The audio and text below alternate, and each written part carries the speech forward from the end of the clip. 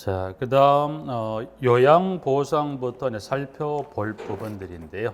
여기는 일단 정리를 좀 할 필요가 있어서 49번에 요양보상 나와 있습니다. 49번에 요양보상부터 해서 49번부터 쭉 해서 문항번호 59번까지 49번에서 59번까지인데 지금 이제 보면 49, 59번부터 49번, 59번까지 지금 보시면 요양보상, 휴업보상, 장애보상, 뭐 예외라고 되어 있고요. 유족보상, 장례비, 일시보상, 본활보상, 보상 청구권 등등등에 나와 있는 지문입니다. 부분들은. 여기는 묶어서 일단 이리겐 여러분이 좀 이게 어떤 내용인지 정확히 알 수 없는데 일단 이건 묶어 정리하시면 묶어 정리할 필요가 꼭 있는 부분들인데 지문은 지금 여기 이 관련 여기 49번부터 59번까지 이렇게 정리하면 여러분이 이런 형태보다 현재 제가 나눠드리는 보충 자료로 다시 한번 가볼까요? 마지막에 되는 문항번호 8번입니다. 그래서 지문은 이제 8번 보충 자료 여기 이 부분들 맞아 여기도 보충 자료로 한번 정리를 먼저 할 건데 자 보충 자료는 지문에 그 8번에 재해보상입니다. 7번에 가면 재해보상이라는 예서 나와 있습니다. 부분들은 자 재해보상 여기는 7번에 가면 재해보상이라는 데서 일단 종류는 순서는 이렇게 49번 50번 여러 미리 정리하는 게 아니라 재해보상은 일단 7번에 가보면 동그라미 1번에 재해보상의 종류입니다. 그래서 일단 1번은 재해보상, 이 재해보상의 종류에서 지금 1번에 가보시면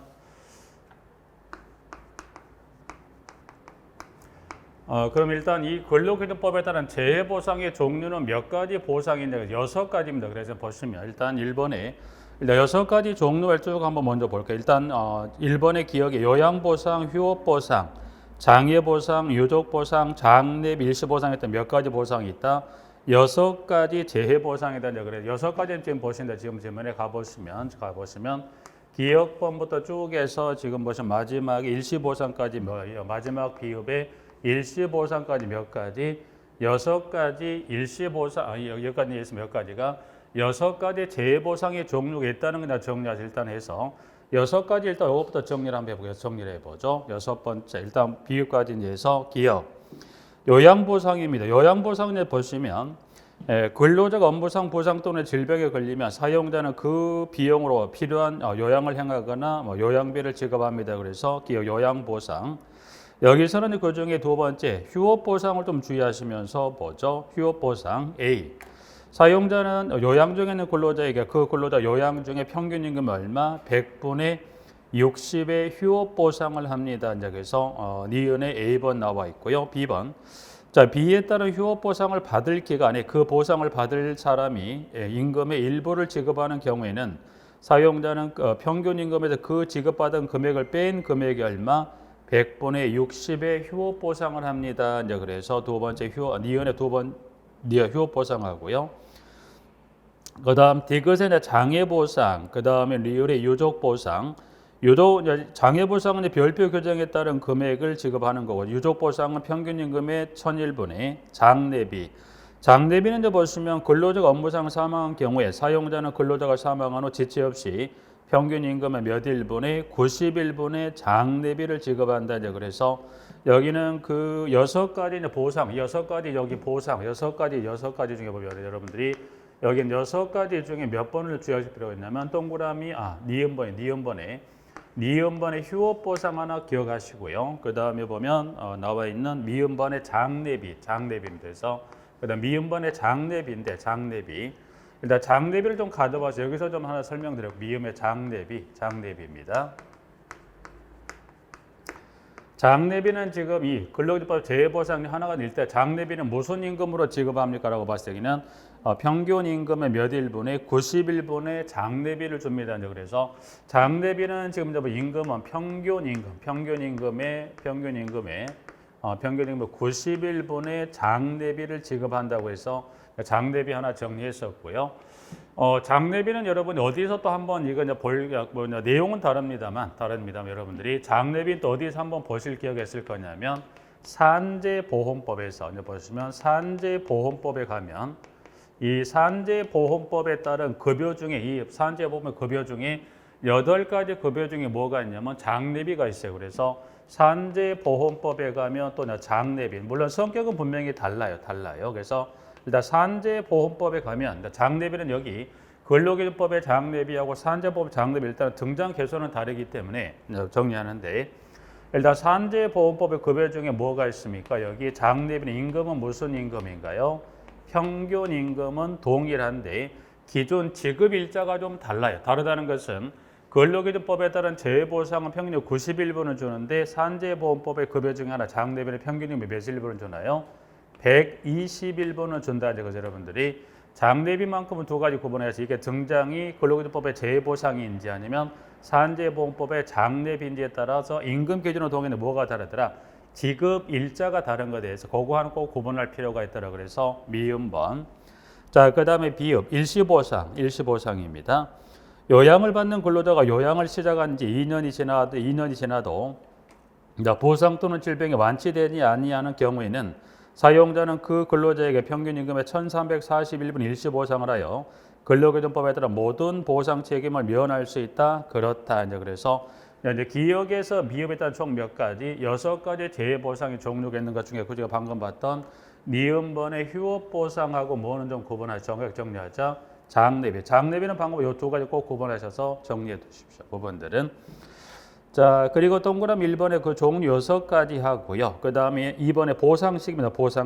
보상식이 나와 있는 대로 장애보상, 기역, 유족보상, 그리고 유족보상 및 장례비 관련 부분 나와 있고, 3번에 재보상 시 평균 임금 산정 사유 발생일 관련해서 2번에 기역하고 니은하고 3번 재보상 관련 2번하고 3번까지 봐주시고요. 자, 그 다음에 4번의 분할보상입니다. 분할보상.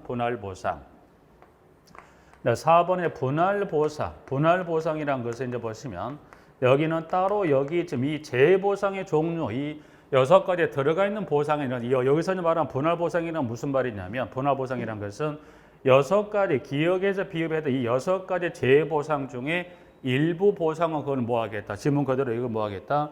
6가지 이 보상 중에서 몇 가지 일부는 뭐 하겠다. 이거를 나누어서 뭐 분할 보상하겠다는 거에서 그러면 분할 보상은 여기는 보면 이 6가지 보상 모두가 이 중에 3가지 보상에 대해서 1년에 걸쳐서 분할해서 나눠 주겠는데 전제 조건이 있어요. 전제 조건이 충족이 된다고 하면 3가지 보상에 대한 것을 1년에 걸쳐 나누어 주겠다가 분할 보상인데 지문에 가 보니까 4번.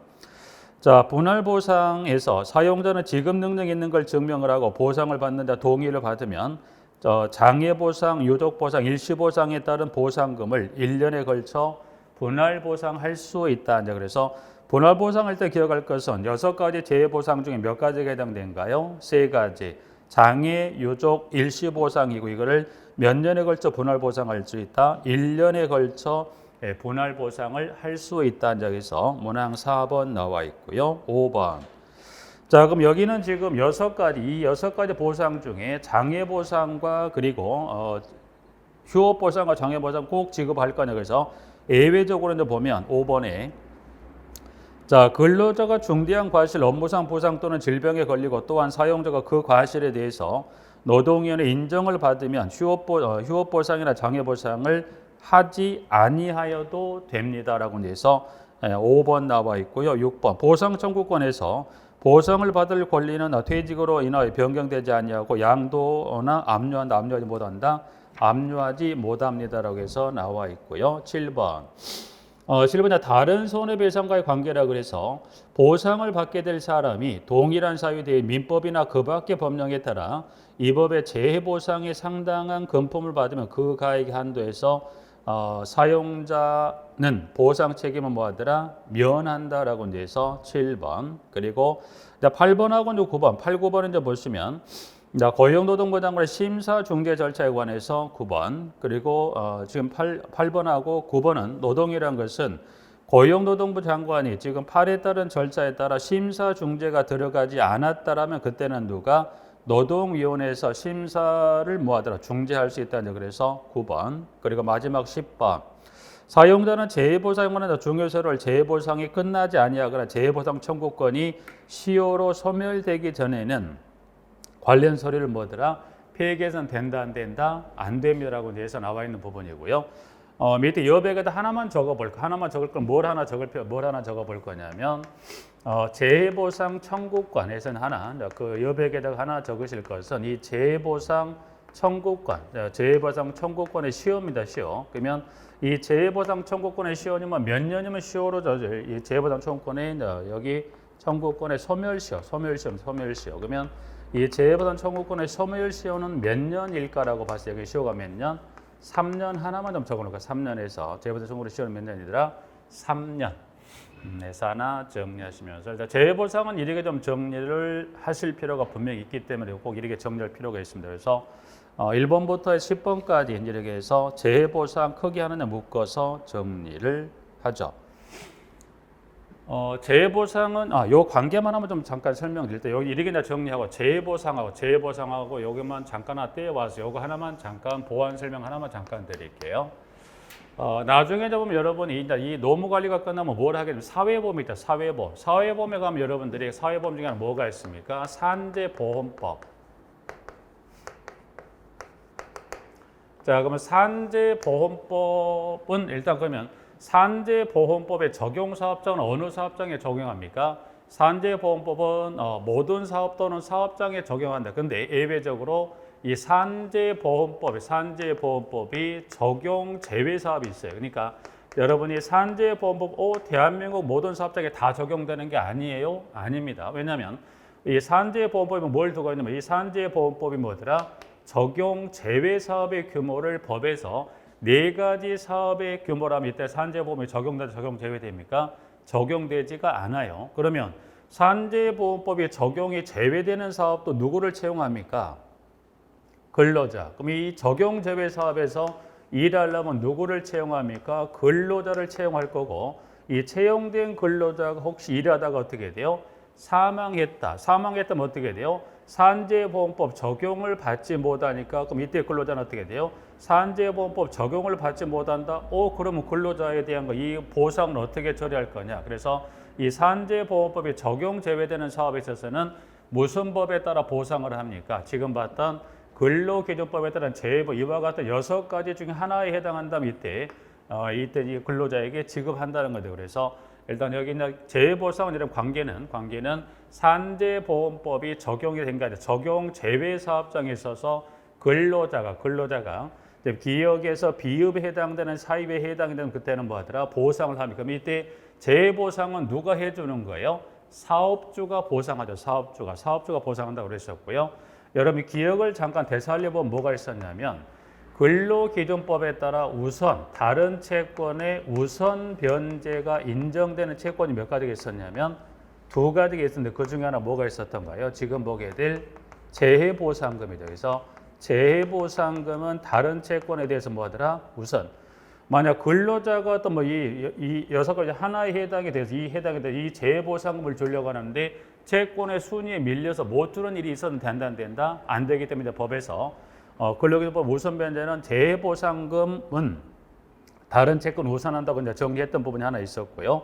하나 또 정리했었던 것은 임금의 경우도 우선 변제가 인정이 된다고 그랬어요. 그럼 임금은 모든 임금에 해당, 예를 들어서 10개월이 체납한 상태에 갑자기 사업장이 도산, 문 닫아버렸다. 그러면 10개월을 전부를 이제 법에서 일단 우선 변 인정한다는 게 아니라 최종 몇 개월분이었던 거에서 임금은 최종 몇 개월분에 3개월분의 임금에 대해서 뭐하더라? 우선 변제가 여러분들이 근로기준법에 따라 우선 변제가 인정되는 채권은 다른 채권이 아무리 채권의 순위가 높다 하더라도 우선 뭐예요? 이 재해보상금이나 최종 3개월분의 임금에 대해서만큼은 채권의 순위가 간 것이 우선 변제하고 인정을 해서 이 채권부터 변제하고 그 다음에 국세조세 등의 순서대로 가져가더라고요. 그래서 중요한 건 우선 변제에 따른 부분 중에 하나 적용제외 사업에 있어서는 이 관련 재해보상금도 하나 같이 연계해서 설명을 이해를 해두시면 좀 좋겠다는 데 그래서 여기까지 이제 하나 재해보상을 좀 마무리합니다. 부분들은 자 이제 그러게 해서 지문들을 46번부터 9번부터 쭉 해서 지금 59번까지 재해보상에 관한 거 좀 설명을 좀 드렸고요. 자 60번 도급 사업에 대한 예외라는 자 그래서 여기는 1, 2, 3에 따른 걸 한번 읽어두시면 될 것 같아요. 부분들에서 도급 사업 외에는 한번 좀 참조대로 읽어두시면 될 것 같고 61번 취업규칙 61번의 취업규칙은 지금 보시죠. 취업규칙입니다. 취업규칙 취업규칙의 지문에 가보시면 지문에 일단 취업규칙은 모든 사업장에 이걸 작성해서 신고하는 게 아니라 일단 근로자 수가 상시 근로자 보니까 상시 10명 이상의 근로자를 사용하는 사용자는 밑에 박스에 해당되는 사항에 관한 취업규칙을 작성해서 고용노동부 장관에게 신고해야 한다. 이를 변경하는 경우에도 또한 같습니다라고 이제 해서 지문은 자 여기 있는 박스에 있는 그 1번부터 14에 해당 사항 그냥 참조만 하세요. 여기 이 사항에 관한 거 다 정리할 필요가 있다 없다? 없다. 그래서 혹시나 하나 가능성은 그 역시나로 아마 끝날 가능성이 높은데 그 관련 사항이란 것 중에 이제 보시면 밑에 보면 그 중에 12번입니다. 직장 내 괴롭힘의 예방 및 발생 시 조치 등에 관한 사항도 취업규칙을 작성을 할 때 그 포함시킬 사항에 들어갑니까? 그 정도만 잠깐 봐주세요. 가능성은 거의 아마 나올 가능성이 낮는데 혹시 이제 그 중에 하나 괴롭힘 관련한 규정의 내용들도 취업규칙을 사용자가 작성을 할 때 신고사항 그 작성 시 포함사항에 들어간다 정도만 하나 봐두시고 일단 취업규칙 상시근로자가 몇 명 이상 10명 이상의 사업장의 사용자가 작성을 해서 신고합니다라고 해서 61번, 62번 취업규칙의 작성 변경 절차 한번 읽어두시면 될 것 같고요. 62번에서는 그 세 번째 줄의 단서 취업규칙을 근로자에게 불리하게 변경하는 경우는 그때는 의견이 아니라 뭘 받게 되어 있습니까? 예, 동의를 받게 되어 있습니다라고 이제 해서 2번에서는 세 번째 줄의 단서 나와 있고요. 63번 제재 규정의 제한이라 그래서 63번에 취업규칙에서 근로자에 대해서 감급이나 임금을 감하는 거죠. 그래서 임금을 감하는 제재를 정할 경우에 그 감액은 1회 금액이 평균 임금의 얼마? 1일분의 2분의 1을 총액이 1 임금 지급기 얼마를 초과하지 않습니까? 10분의 1을 초과하지 않는다. 그래서 일단 여기 제재 규정의 제한에 있어서는 1회 금액의 평균 임금의 1일분 2분의 1을 초과하지 못합니다. 또 1 임금 지급기라고 되어 있는데 지문을 보면 여기는 1 임금 지급기 그래서 1 임금 지급기라는 의미는 여러분이 보시죠. 여기는 어떤 의미를 보시다면 만약에 월급 근로자죠.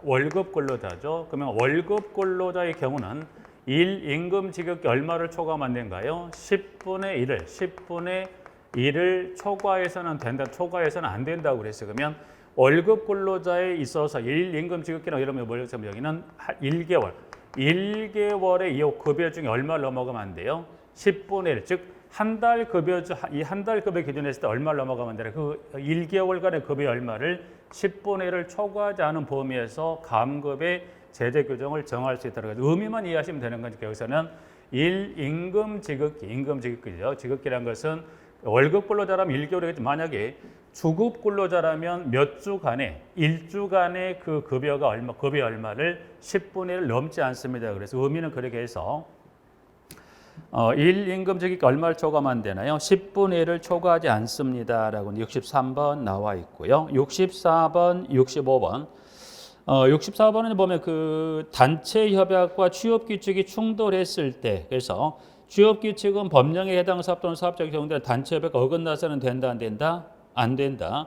장관은 법령이나 단체 협약에 어긋나는 취업 규칙 변경을 뭐 할 수 있다? 명할 수 있다. 그러면 단체 협약과 취업 규칙이 충돌했으면 승은 누구 승으로 끝나는 겁니까? 단체 협약 승으로. 그다음에 65번.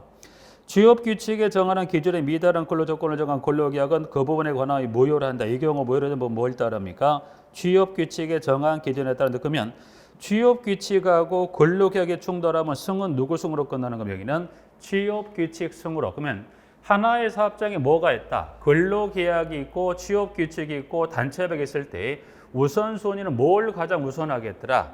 단체 협약, 취업 규칙, 근로계약 순으로 근로조건 효력의 순위를 그렇게 볼 수 있죠. 그래서 지문은 나와 있는 65번 위반의 효력까지 관련 부분 한번 정리할 수 있는 거고요. 66번은 그냥 통과입니다.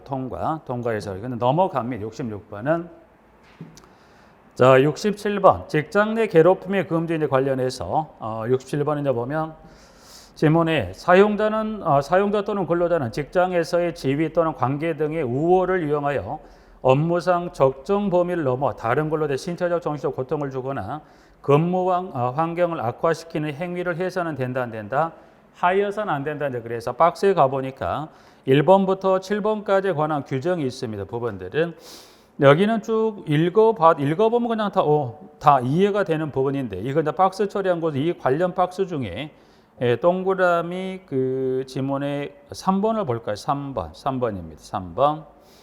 3번은 지금 보니까 3번 지금 박스 사용자는 하여서는 아니 된다. 요 지문을 박스형의 지문 놓고서 그중 일부 그중에 세 번째 유급 휴가를 가로쳐 놓고 주관식의 형태로 물어봤던 지문이 있어요. 그래서 여기는 지문에 3번의 그 세 번째 줄에 근무 장소 변경, 유급 휴가 명령 등의 적절한 조치를 한다. 그래서 유급 휴가를 주관식으로 쓰는 게 한번 물어봤어요. 그래서 여기는 이 이제 직장 내 괴롭힘의 금지 주관식은 여기는 난이도 조절용의 형태가 문제가 되기 때문에 여러분들이 일단 67번의 박스에는 3번의 지문 정도는 그 출제가 됐었던 유급 휴가 정도만 좀 잠깐 확인할게요. 부분들 그렇게 정리하고 마무리하겠습니다. 그러면 현재 출발해서 마지막 현재 보고 이제 몇 번까지 67번까지 정리하면 이제 무슨 법을 마무리할 수 있는 겁니까?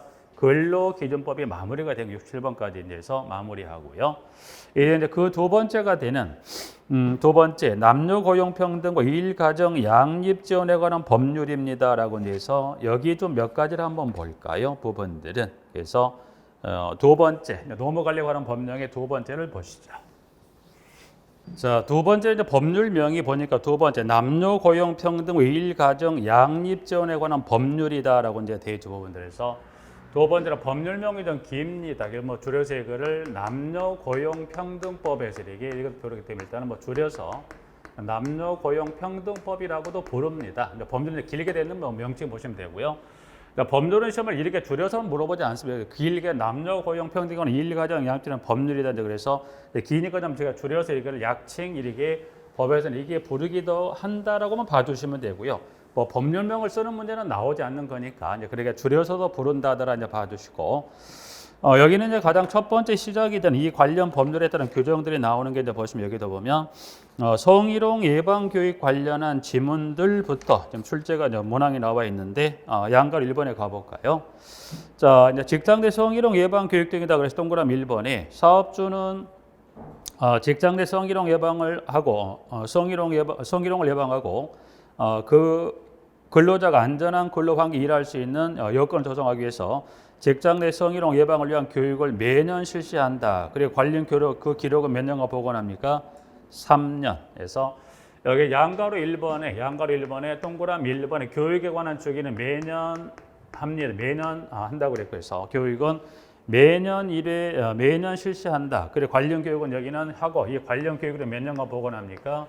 3년입니다. 3년 보관한다라고 되어 있죠. 부분들은 자 여기서 잠깐 여기 이제 보시면 이전에 여러분들 보시면 문서의 보존 한번 설명을 드렸던 그 자료가 한번 설명을 드렸던 부분인데 일단 문서 보존은 여러분들이 보시면 문서 보존은 연수 관련한 걸 일단 놓고 봤을 때 5년이 있었고 3년이 있었고요.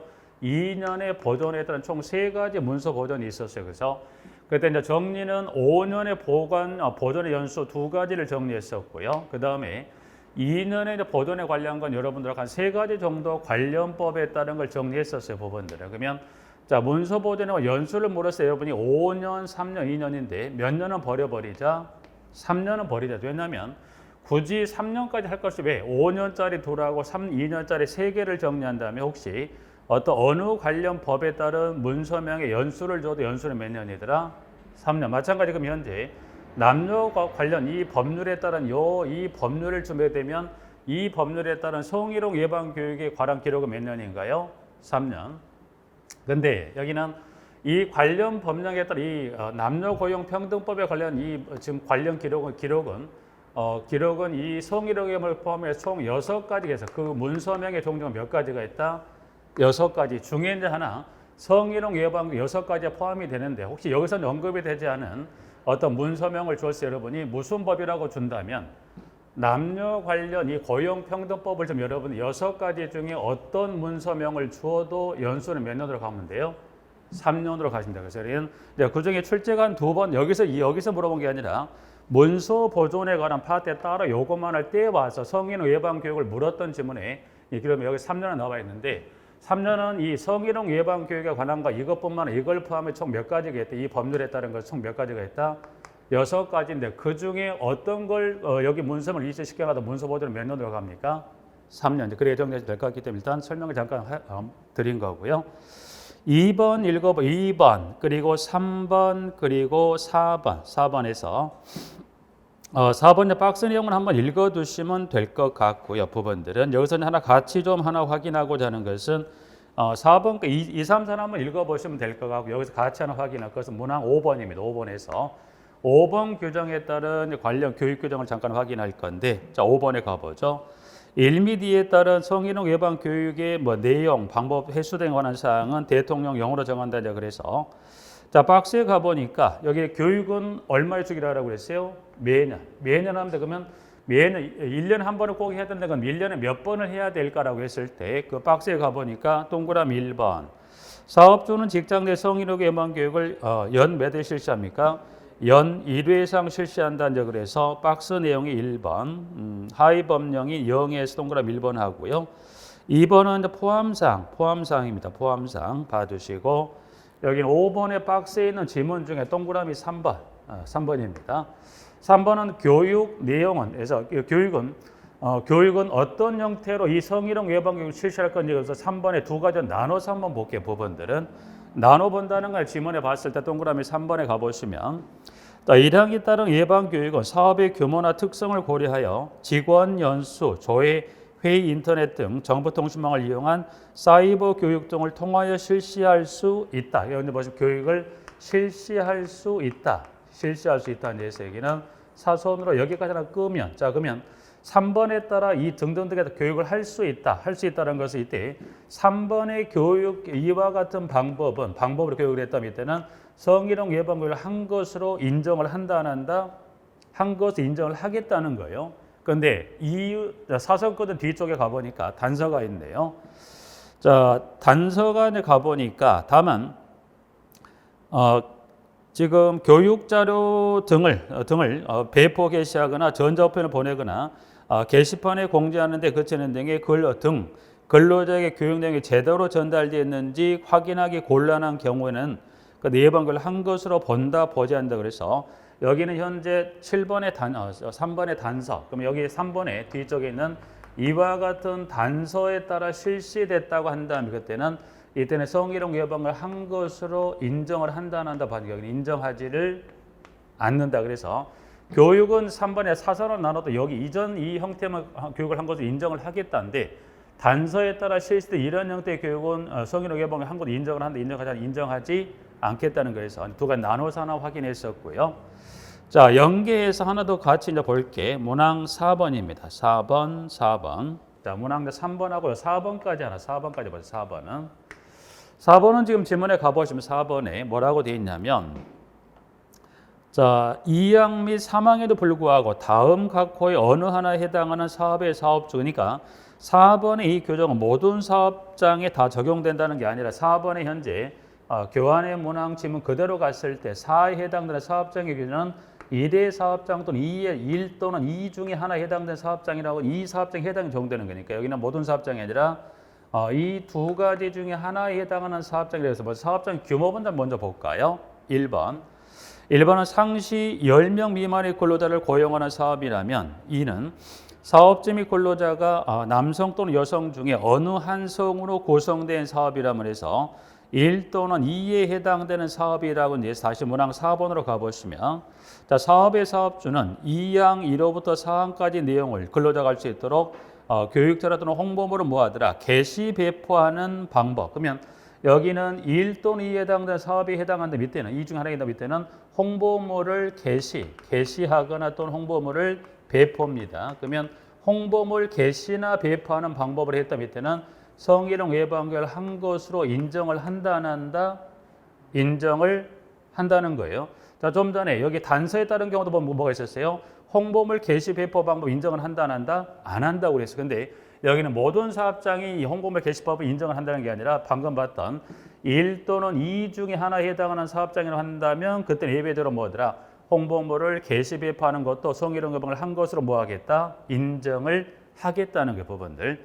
자, 여기서 그러면 여러분 하나 기억할 그 중에 사업장의 규모 관련해서 그중 첫 번째 여기 상시 근로자 몇 명? 여기는 요 1번의 사업장의 규모 인원수에서 여기는 상시 10이라는 숫자 꼭 기억합니다. 그래서 기억하셔서 여기 이제 3번하고 4번의 교육 형태 관련한 부분에 있어서는 3번하고 4번 꼭 기억하시고 그 중에 그 사업장 규모 두 가지 중에 보시면 여기 10명 미만, 여기 10명 미만의 이 숫자 여기는 꼭 기억할 필요가 있겠더라. 이제 그렇게 해서 문항 4번 정리해 두시면 될 것 같네요. 5번은 그냥 한번 읽어 두시면 될 것 같고요. 부분들은.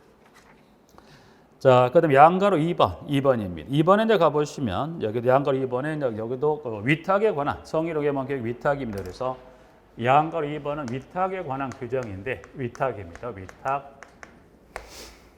자, 위탁입니다. 라고 놓고 봤을 때 지문에 위탁입니다. 1번부터 5번까지 중에 이제 보시면 자, 이거 동그라미 1번. 1번은 이제 사업주는 성희롱 예방 교육을 고용노동부 장관이 지정하는 기관에 위탁하여 실시할 수 있다. 그래서 위탁기관 지정은 중앙부처 장관, 누가 지정하는 기관을 위탁할 수 있다? 고용노동부 장관, 장관의 명칭 하나 기억하시고요. 2번, 3번, 4번, 5번. 그래서 여기 양가로 2번에서는 이제 문항번호 몇 번을 기억하시면 여기는 1번하고 위탁 규정, 위탁 중에 전체를 보실 거고 여기는 문항 중에 1번하고 1번하고 5번 두 가지 정도만 정리하시면 되고 그래서 일단 5번으로 바로 가죠. 자, 이제 위탁기관 지정은 누가 합니까? 고용노동부 장관 1번 할 수 있다. 지정을 실시할 수 있다고 그랬고요. 5번에 가보니까 자, 고용노동부 장관은 성희롱 예방 교육기관이 다음에 어느 하나에 해당하면 그 지정을 취소할 수 있다. 이제 그래서 지정 취소 사유는 총 3가지가 있어요. 밑에 이제 같이 박스에 기역, 니은, 디귿에 따른 사유가 지정 취소 사유는 총 3가지. 여기는 그 사유 중에 여기는 사유 중에 뭐냐? 사유 중에 몇 번인가요? 그 중에 이제 기역, 니은, 디귿 중에 니은하고 디귿에 따른 요 두 가지 이제 기억하시는데 일단 기역도 보죠. 기역은 어떤 사유입니까? 보니까 거짓이나 그 밖의 부정한 방법으로 지정을 받은 경우 기역, 니은. 정당한 사유 없이 강사를 몇 개월 계속 두지 않았다. 그래서 여기는 문항 디귿은 몇 개월인가요? 3개월. 3개월에서 계속 두지 않은 경우고 관련 교육 실적은 몇 년인가요? 보니 실적이 2년 동안 직장 내 성희롱 예방 교육 실적이 없는 경우 여기 연수는 몇 년? 2년 이렇게 돼서 하나 해서 여기는 그 3가지 지정 취소할 수 있는 사유 중에 니은과 디귿에 따른 숫자 몇 가지 3개월, 2년 정도는 기억을 하시자. 이제 그래서 5번 정리하시고요. 6번 확인하고 양가로 3번 직장 내 성희롱 발생 시 조치에 관한 부분이 나와. 여기도 그냥 참조들 한번 쭉 읽어 두시게 부분들에서 양가로 3번 참조 봐두시고요. 양가로 4번도 하나 참조적으로 보시면서 양가로 5번 배우자 출산휴가입니다. 배우자 출산휴가. 배우자 출산휴가는 일자를 꼭 여기는 확인할 필요가 있어요. 양가로 5번에 배우자 출산휴가는 총 관련 지문이 4개 문항 중에서 수치 관련 부분들 중에 일단 동그라미 1번에 가보죠. 자, 사업주는 근로자가 배우자 출산을 이유로 휴가를 청구한 경우에 10일의 휴가를 준다. 이 경우 사용한 휴가는 뭐더라? 유급. 며칠을 줍니까? 10일. 그리고 2번, 3번. 그럼 이 휴가는 기한을 정해놨죠. 언제로부터? 출산한 날로부터 며칠이 지나면 청구할 수 있다. 청구할 수 없다. 90일이 지나면 청구할 수 있다. 없다. 청구할 수 없답니다. 없다. 그리고 4번. 출산휴가는 1회 안에 나눠 사용할 수 있습니까? 네. 그래서 문항 5번에 4번에서 여기는 1, 3, 4 수치 관련해서 3가지 정도 확인하시고요. 자, 6번 난임치료휴가. 난임치료휴가입니다. 난임치료휴가. 여기도 먼저 보시면 지문은 뭐 나와 있는 지문들 중에 지금 두 번째 줄까지만 확인하고 마무리할 건데 일단 보죠. 사업주는 근로자가 인공수정 또는 체배수정 등의 난임치료를 받기 위하여 휴가를 청구하는 경우에는 연간 3일 이내 휴가를 주어야 하며 이 경우 최초 며칠은 유급을 합니까? 1일은 유급을 한다까지만 보게 거기까지. 그래서 며칠을 줍니까? 3일. 유급은 며칠이죠? 1일을 해서 난임치료휴가 하나 봐두시고 그 다음에 7번입니다. 자, 육아휴직입니다. 육아휴직.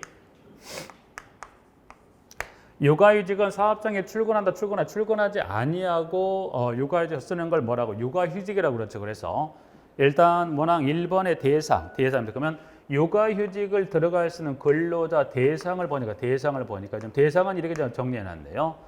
대상은 지금 보니까 그 대상 자녀 관련했을 때 만 8세 이하 또는 초등학교 2학년 이하의 자녀를 양육하기 위하여 써 있는데 보시면 여기는 대상은 나이가 만 몇 세 이하, 만 8세 이하 또는 초등학교 몇 학년인가요?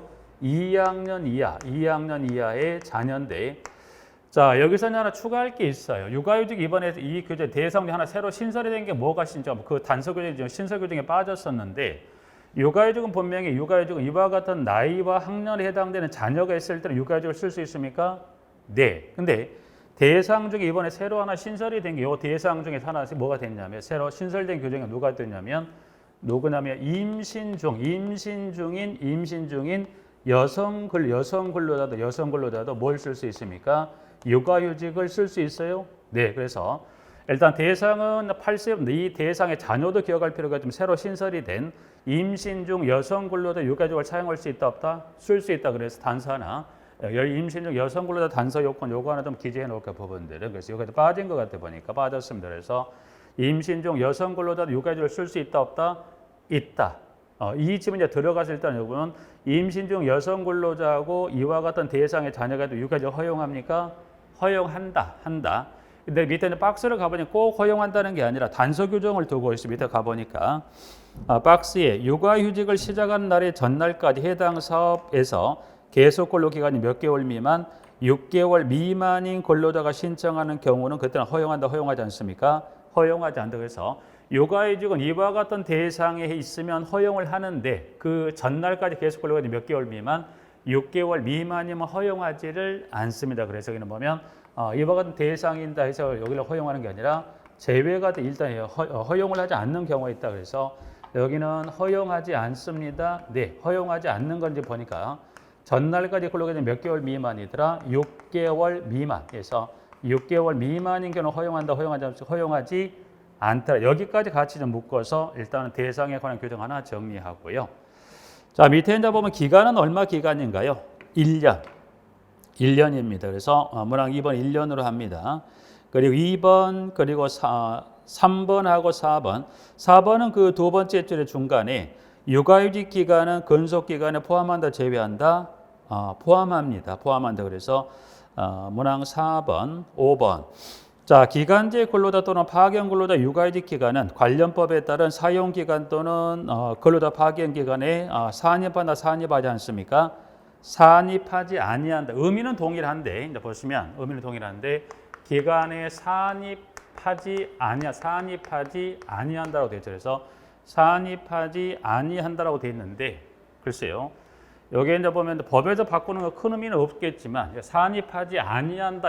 산입하지 아니한다 이게 여기는 제외한다라고 용어가 좀 지문이 좀 바뀌었어요. 그래서 여러분이 이해는 하실 거예요. 산입하지 않다 제외한다 의미는 같은데 이 산입하지 아니한다는 지문이 뭘로 바뀌었대? 이게 제외한다로 바뀌었기 때문에 일단 관련 두 가지 관련 기간에 이 기간은 제외한다 포함한다. 산입한다는 표현이 아니고 뭘로 바뀌었대? 이거를 제외한다는 표현으로 바뀌었기 때문에 그 지문만 잠깐 수정을 좀 해두실까 부분들은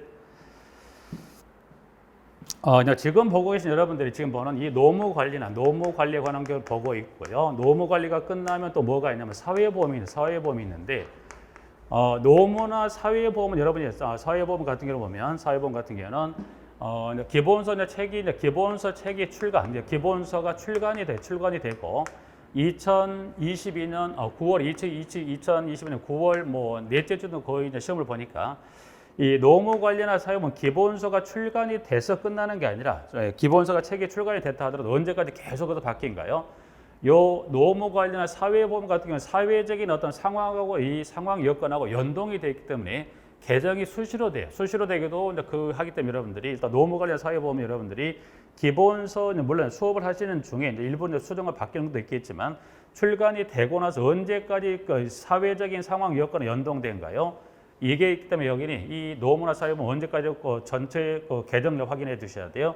9월 시험 보기 전까지는 이 노무나 사회보험 지속적으로 물론 기타적인 법령도 있긴 하지만 여기만 놓고 봤을 때 노무나 사회보험 지속적으로 여기까지 꼭 확인 정리해서 업데이트를 계속 하셔야 할 부분이고 여기서 현재 이게 뭐 들어갔다 이게 수다 요걸로만 끝나는 게 아니라 지금 여기 내년 9월 달까지 이 부분 계속 바뀌기 때문에 근데 이게 이제 바뀌었다가 다 출제하고 연계된 게 아니라 연계될 수 있는 부분을 정확히 이제 여러분들 수업을 할 부분들이 일단 이 부분들은 이제 뭐 요거 빠졌던 이런 부분도 있기는 합니다. 여기서만 끝나는 게 아니라 앞으로도 계속해서 9월 시험 출제되기 전까지는 그 개정이나 변동사항을 업데이트를 꾸준히 할 필요가 있거든요. 그 부분들은 이제 제가 할 일이니까 그때 좀 설명해 드리도록 하고요. 그래서 산입하지 아니한다가 뭐 제외한다 지문으로 하나 수정하시고 밑에 이제 신청에 관한 것들이 밑에 그 6번에 가보시면 신청 등에 관련 1번부터 해서 문항 4번까지인데 아직 신청 쪽에서는 출제 가능성이 나온 적이 아직 한 번이 없어요. 그래서 여러분들이 여기 신청에서는 숫자 두 가지만 볼까? 신청 등에 그 박스에 문항에 가보시면 박스에 가보시면 그 숫자는 여러분이 그 지문의 신청 등의 신청에 관련해서는 보시면 여기는 지금까지 출제된 한 번도 없더라. 그러면 뭐만 확인하자. 신청 관련 숫자는 둘 중에 하나가 되는데 며칠하고 며칠, 30일하고 7일 요 숫자만 확인하시게 부분들에서 이 숫자만 확인하시는 걸로 마무리합니다. 그래서 신청 등은 그 박스에 이제 가시면 뭐 1번부터 해서 문항 4번까지가 나오는 지문들 중에 이제 보시면 숫자는 뭐 숫자가 그냥 다양하게 나오면 구분할 수 있겠지만 크게 두 가지 숫자를 압축할 수 있다.